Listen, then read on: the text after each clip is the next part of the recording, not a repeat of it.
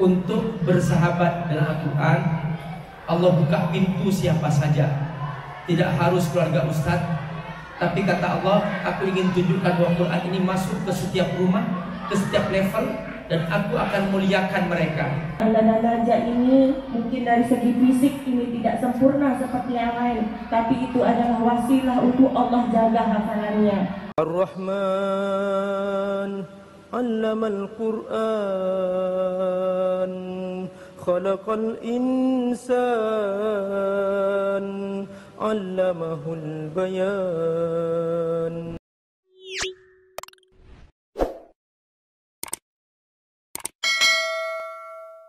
Bagaimana Najah memiliki hafalan mungkin seperti ini. Jadi kalau kita lihat perjalanan kakak Najah itu ibaratnya kalau dari kami ini adalah sesuatu yang tidak pernah kami duga, yang tidak pernah kami sangka. Ananda Najah berkeinginan untuk menghafal Al-Quran dan betul-betul keinginan dari dalam hati beliau. Jadi seperti tadi Abi Amir sudah sampaikan, kami ini memang termasuk keluarga yang standar saja Bunda. Kami tidak pernah mengenyam pendidikan di pondok pesantren. Kami juga bukan penghafal Al-Quran. Jadi anak-anak Najah ini terlahir memang dari kebiasaan kami di rumah yang tiba-tiba waktu saya mengandung anak-anak Najah ini, saya selalu senang sekali mendengarkan ayat suci Al-Quran. Jadi setiap hari ketika Najah usia dari 4 bulan di dalam kandungan itu kami sudah perdengarkan Al-Quran. Qadarullah dengan kondisinya yang kritis pada saat lahir itu juga memaksa kami untuk melanjutkan ikhtiar, untuk mengharapkan sifat dari Al-Quran. Karena saat itu dokter mengatakan harapan untuk Najah hidup itu kecil sekali, sehingga saat itu kami berpikir kalau seandainya Allah akan mengambilnya, kami ingin Al-Quran yang akan mengantarnya. Karena saat itu kondisi kakak Najah berjuang sendiri di ruang uji. Kalau anak-anak sedang kritis, bayi itu kan perawatannya di NICU. Dan kami tidak bisa memeluknya, kami tidak bisa mendekatnya, kami hanya melihat dari kaca jendela itu bagaimana perjuangan anak-anak Najah. Jadi yang terpikir tidak ada yang lain karena medis sudah menyerah. Kami ingin mengembalikan anak Najah ini dengan Al-Quran. Jadi saya minta kepada dokter untuk menyetelkan Al-Quran di inkubatornya Najah. Alhamdulillah Al-Quran itu yang membuat Najah perlahan membaik sampai pulang ke rumah. Qadarullah di rumah Najah menangis terus, menangis setiap hari sampai kami kebingungan apa yang dirasakan oleh Najah. Ketika kami mendengarkan ayat suci Al-Quran, dia diam, dia tenang. Itu juga yang membuat kami terus melanjutkan bacaan Al-Quran di telinganya. Kadang kasihan melihat Najah di rumah hanya mendengarkan audio murotal speaker. Kami bawa dia pergi jalan-jalan, misalnya seperti anak yang lainnya, ikut permainan di mall gitu, atau dimanapun.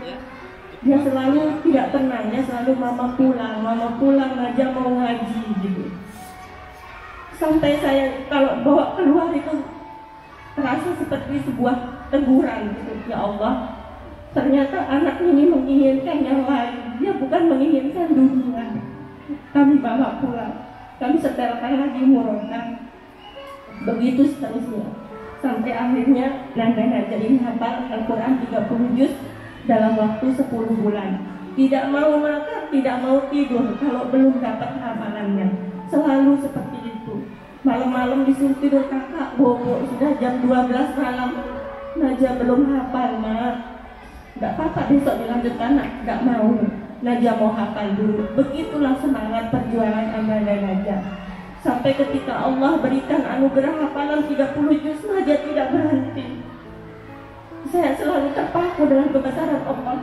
Dari mana Ananda Najah ini tahu tentang nomor ayat, nomor halaman, tentang kisah-kisah di dalam Al-Quran. Ternyata memang sehari-hari walaupun dia duduk seperti ini, beliau murojaah. Beliau mengaji terus setiap hari. Jadi yang membuat saya yakin Allah menjaga hafalannya itu karena beliau ini jauh sekali dari maksiat, ayahanda. Karena kalau kita menghafal Al-Quran, setiap kita berbuat dosa itu katanya hafalan hilang. Kenapa Ananda Najah ini? Insya Allah jaga hafalannya.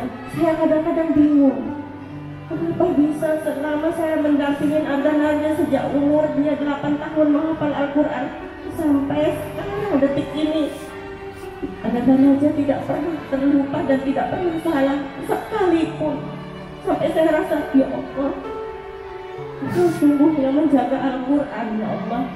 Sampai saya tanya sama Najah, Kakak Najah, bagaimana caranya Kakak Najah tidak lupa walaupun di depan Raja Brunei Darussalam Sultan Hasan Al-Bolkiah, di depan ribuan orang itu, dia tetap bisa ingat. Katanya apa? Najah minta Allah bantu, katanya. Doa Najah apa, nak? Setiap kali Najah ditanya lagi, Najah jawab, ya Allah bantu Najah, katanya. Jadi Allah yang bantu Najah, katanya gitu. Kalau aja lupa gimana? Enggak, Allah kasih Najah. Jadi Allah bantu Najah sekecil ini, ayah bunda. Bagaimana bundanya nggak malu? Bagaimana bundanya nggak malu? Bundanya marah-marah karena sesuatu apa yang direncanakan kadang-kadang tidak sesuai. Dia hanya melihat dan tertawa. Saya bingung ini kenapa ketawa. Ternyata Najah benar.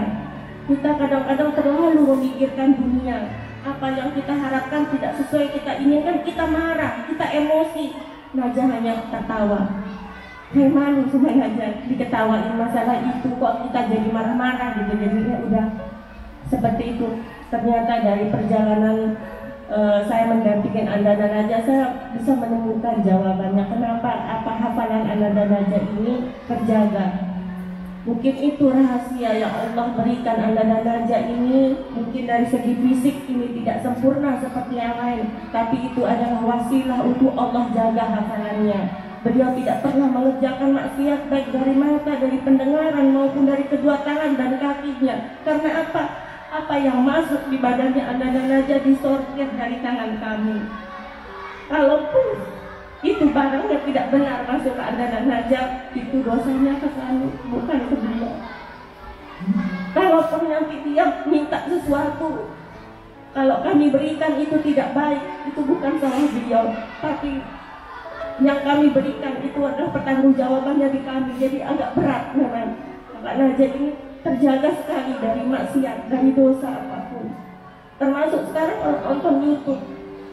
Dia minta terus nonton YouTube sekarang. Nontonnya apa? Nontonnya ceramah Khalid Basalamah, ceramah Ustadz Adi Hidayat. Kalau yang lain-lain, anak-anak yang lain mungkin nontonnya yang lain ya. Kalau dia ceramah terus sampai saya bilang, Najah kok nonton ceramah terus gitu. Iya mah katanya gitu. Itu disebut di Al-Quran dan hadis itu. Tapi memang Allah kasih kesenangan untuk itu. Allah kasih beliau kesenangan. Jadi sehingga melihat perkembangannya yang begitu besar, keinginannya untuk menghafal hadis, untuk menjaga hafalannya, saya sampai berpikir bagaimana kalau saya juga ingin 100% gitu mengurus hidupnya Najah gitu. Karena kondisi semakin besar seperti ini, saya juga belum lihat bisa mandiri gitu. Jadi sebagai orang tua kan mau tidak mau berpikir bagaimana nanti masa depannya gitu. Tapi Allah akan menjaganya. Bismillah, melalui Al-Quran seperti yang kami lihatkan. Nanti seandainya saya duluan gitu, insya Allah orang-orang yang ada di sekelilingnya nanti akan melanjutkan perjuangan, akan membantunya karena ada Al-Quran yang ada di dalam diri anak dan Najah.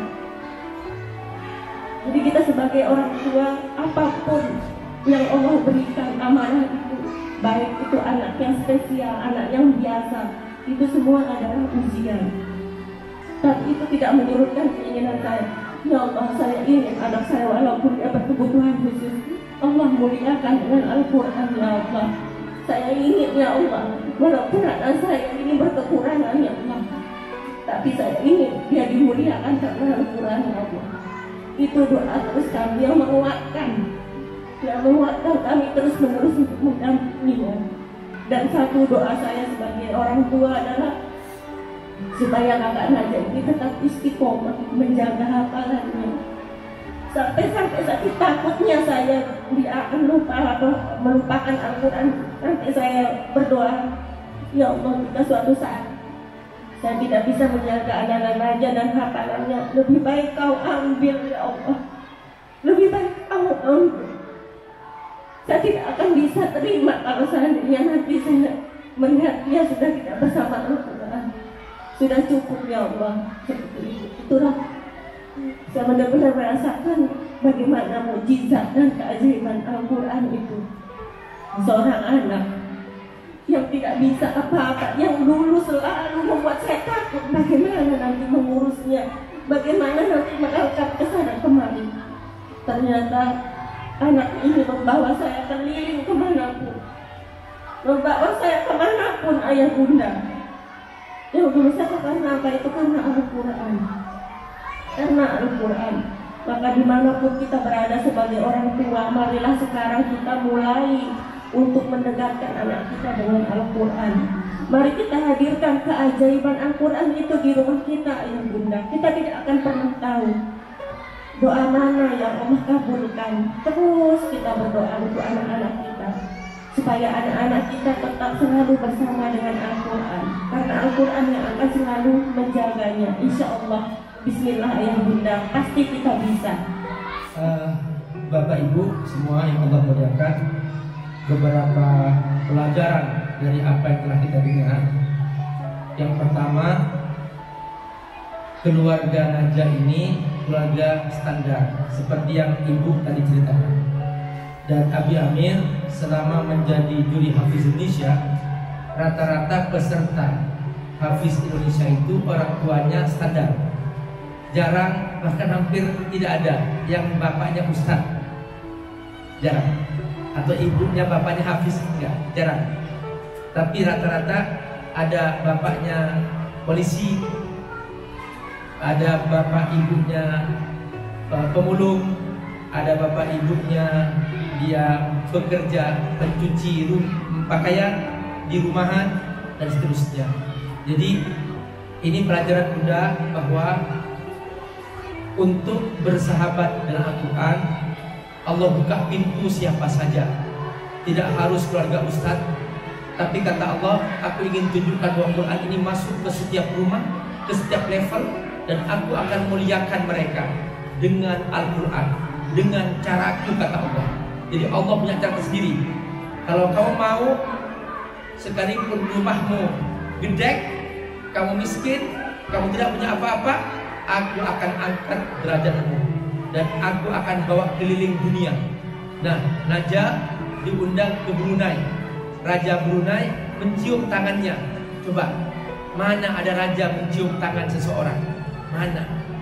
Tapi karena Quran dan Allah yang menggerakkan hati seseorang, dan Allah yang punya langit dan bumi, tu'til mulka man tasha wa tanzi'ul mulka mimman tasha wa tu'izzu man tasha wa tudhillu man tasha biyadikal khair innaka ala kulli syai'in qadir.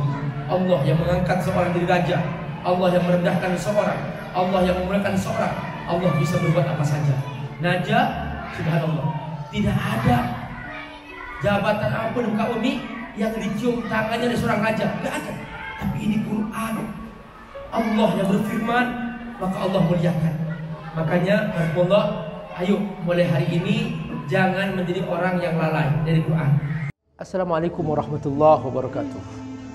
Alhamdulillah wassalatu wassalamu ala Rasulillah wa ala alihi wa sahbihi wa man. Teman-teman rahimakumullah, Abi Amir mengasuh sebuah pesantren FAT Institute. Pesantren FAT ini ada di Jakarta, ada juga di Sukawami, Bogor. Mereka rata-rata adalah anak-anak yatim duafa dan mereka belum punya asrama, belum punya masjid, dan juga mereka membutuhkan pembebasan lahan untuk pesantren. Teman-teman, membantu para penghafal Quran adalah menyiapkan mereka punya masa depan yang cerah, dan otomatis kita juga membantu diri kita sendiri, karena dengan membantu mereka menjadi penghafal Quran, menjadi para ulama, semua kebaikan yang mereka kerjakan, setiap huruf dari Quran yang mereka ulang-ulang, kita semua kebagian pahala. Bukan hanya itu, nanti di alam akhirat, di surga, mereka akan datang menyambut kita dengan mahkota yang indah. Dan kita semua yang berdonasi untuk mereka akan diberi mahkota yang indah di pintu surga, sehingga kita semua bahagia selamanya di akhirat. Ayo bergabung membantu para santri, yatim duafa, penghafal Al-Quran di pesantren Fadlul Tafsir di Sukawangi, Bogor, melalui rekening di bawah ini. Semoga Allah berkati. Assalamualaikum warahmatullahi wabarakatuh.